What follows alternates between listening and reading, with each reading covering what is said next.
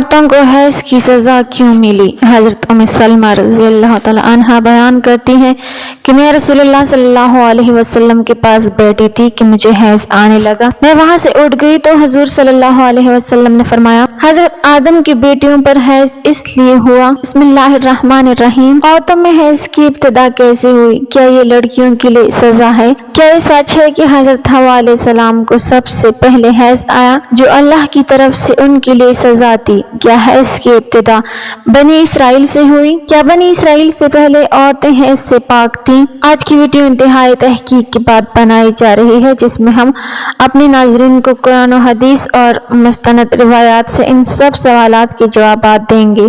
اصل میں اس موضوع پر بات کرنا اس لیے بھی ضروری ہے کہ آج کل بہت سی ویڈیوز پھیل رہی ہیں کہ جن میں غیر مستند روایات پیش کر کے سادہ مسلمانوں کو گمراہ کیا جا رہا ہے۔ ایسی ہی ویڈیوز دیکھ کر ہم سب اپنی ماں حضرت حوا علیہ السلام پر برائی باندھ دیتے ہیں۔ آپ سے التماس ہے کہ اس ویڈیو کو پورا دیکھیے گا تاکہ دوبارہ کبھی کوئی بھی آپ کو اس موضوع پر گمراہ نہ کر سکے۔ حیض سے مراد وہ خون ہے جو بالغ غیر حاملہ عورت کے رحم سے آئے اور اس کا سبب بیماری نہ ہو۔ اسی خون کے سبب کسی عورت میں بچہ پیدا کرنے کی صلاحیت موجود ہوتی ہے۔ اگر کسی عورت کو ماہواری نہ آتی ہو، وہ بچہ پیدا کرنے کی صلاحیت سے محروم ہوتی ہے۔ حیض کی ابتدا کے بارے میں صحیح قول یہ ہے کہ اس کی ابتدا حضرت حوا علیہ السلام سے ہوئی ہے۔ حضرت حوا نے جب شجرہ ممنوعہ کا پھل کھایا، اسی وقت سے یہ بیماری عورتوں کے ساتھ لگ گئی۔ بعض حضرات کہتے ہیں کہ اس کی ابتدا بنی اسرائیل سے ہوئی ہے۔ اس قول کو امام بخاری رحمۃ اللہ علیہ نے رد کیا ہے۔ صحیح احادیث مبارکہ سے یہ ثابت ہے کہ عورتوں میں حیض کی ابتدا روز اول سے ہے۔ آئیے اس بارے میں دو احادیث مبارکہ بیان کرتے ہیں کہ جن سے ثابت ہوگا کہ حیض کی ابتدا پہلے دن سے ہی ہے، نہ کہ بنی اسرائیل سے اس کی ابتدا ہوئی۔ حضرت عائشہ رضی اللہ تعالی عنہا سے روایت ہے، ہم حج کے ارادے سے نکلے، جب ہم مقام صرف میں پہنچے تو میں حائضہ ہو گئی اور اس رنج میں رونے لگی کہ رسول اللہ صلی اللہ علیہ وسلم تشریف لائے۔ آپ صلی اللہ علیہ وسلم نے پوچھا، تمہیں کیا ہو گیا؟ کیا حائضہ ہو گئی ہو؟ میں نے کہا ہاں۔ آپ صلی اللہ علیہ وسلم نے فرمایا کہ یہ ایک ایسی چیز ہے جس کو اللہ تعالیٰ نے آدم کی بیٹیوں کے لیے لکھ دیا ہے، اس لیے تم بھی حج کے افعال پورے کر لو، البتہ بیت اللہ کا طواف نہ کرنا۔ عائشہ رضی اللہ تعالی عنہا نے فرمایا کہ رسول اللہ صلی اللہ علیہ وسلم نے اپنی بیویوں کی طرف سے گائے کی قربانی کی۔ صرف ایک مقام مکہ سے 6-7 میل کے فاصلے پر ہے، اور نبی کریم صلی اللہ علیہ وسلم کا فرمان ہے کہ یہ ایک ایسی چیز ہے جس کو اللہ تعالیٰ نے آدم کی بیٹیوں کی تقدیر میں لکھ دیا ہے۔ بعض اہل علم نے کہا ہے کہ سب سے پہلے حیض بنی اسرائیل میں آیا۔ ابو عبداللہ امام بخاری رحمۃ اللہ علیہ کہتے ہیں کہ نبی کریم صلی اللہ علیہ وسلم کی حدیث تمام عورتوں کو شامل ہے۔ بالکل اسی طرح ایک حدیث ام المومنین حضرت ام سلمہ رضی اللہ تعالی عنہا سے روایت ہے، انہوں نے فرمایا، میں رسول اللہ صلی اللہ علیہ وسلم کے ساتھ آپ کے لحاف میں لیٹی ہوئی تھی، مجھے حیض شروع ہونے کا احساس ہوا جس طرح عورتوں کو ہوتا ہے۔ میں آہستگی کے ساتھ لحاف سے نکل گئی۔ رسول اللہ صلی اللہ علیہ وسلم نے فرمایا، کیا تمہیں خون آ گیا ہے؟ میں نے کہا، مجھے حیض کی وہ کیفیت محسوس ہوئی ہے جو عورتوں کو ہوتی ہے۔ آپ نے فرمایا، یہ چیز تو اللہ نے آدم کی بیٹیوں پر لکھ دی ہے۔ ام المومنین نے فرمایا، میں خاموشی سے اٹھ گئی اور اپنی حالت کو درست کیا، پھر واپس آئی تو رسول اللہ صلی اللہ علیہ وسلم نے مجھ سے فرمایا، لحاف میں میرے پاس آ جاؤ۔ انہوں نے کہا، چنانچہ میں نے بھی آپ کے ساتھ لحاف لے لیا۔ اس موضوع پر امام بخاری رحمۃ اللہ علیہ نے بخاری شریف میں ایک باب بھی قائم کیا ہے کہ جس کا نام حیض کا آغاز کیسے ہوا ہے۔ امام بخاری لکھتے ہیں، حضور اکرم صلی اللہ علیہ وسلم نے فرمایا، یہ وہ چیز ہے کہ جسے اللہ نے آدم کی بیٹیوں پر لازم کیا ہے۔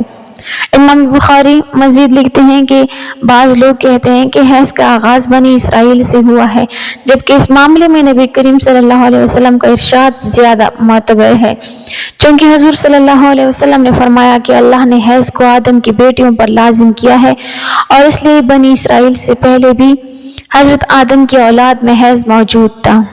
علامہ ابن حجر اسکلانی اور فتح الباری میں بھی یہی ثابت کیا گیا ہے کہ حیض ابتدائی تخلیق سے عورتوں کو آتا رہا ہے۔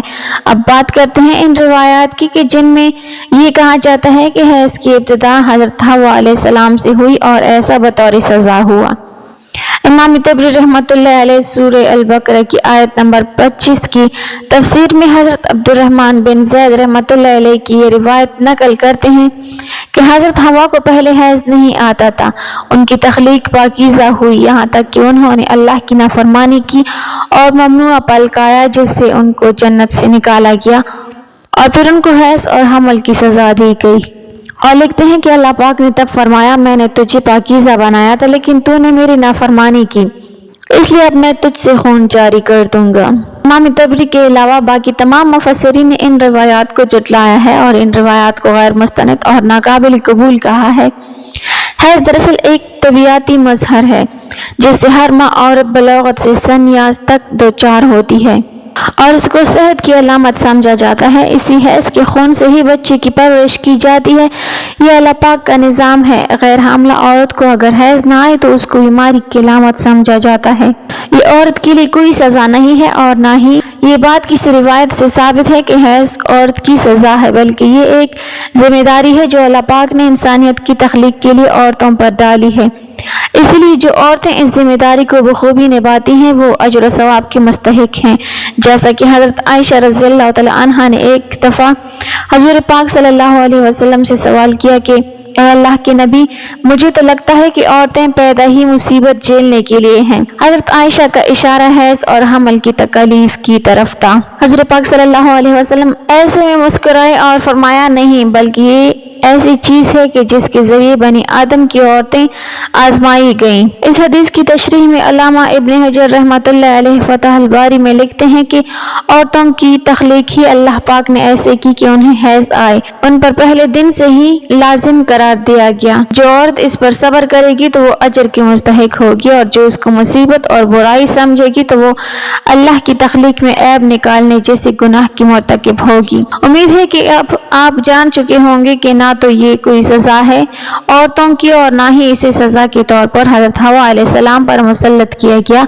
اور نہ ہی حیض بنی اسرائیل کی عورتوں سے شروع ہوا، بلکہ حیض و حمل تو اللہ پاک کی آزمائش ہیں عورتوں کے لیے، جن کا اللہ پاک بروز قیامت عورتوں کو اجر عطا فرمائے گا۔ اے اللہ پاک ہماری تمام بہنوں کو اس آزمائش میں صبر و تحمل عطا فرما، ہم گناہوں سے دور ہو جائیں اور نیک اعمال کرتے رہیں۔ لیکن 99 ناموں میں سے ایک نام ضرور ٹائپ کریں۔ ویڈیو اچھی لگی ہو تو لائک کر دیں، چینل کو سبسکرائب کر دیں۔ ملتے ہیں اگلی ویڈیو میں، تب تک کے لیے اللہ حافظ۔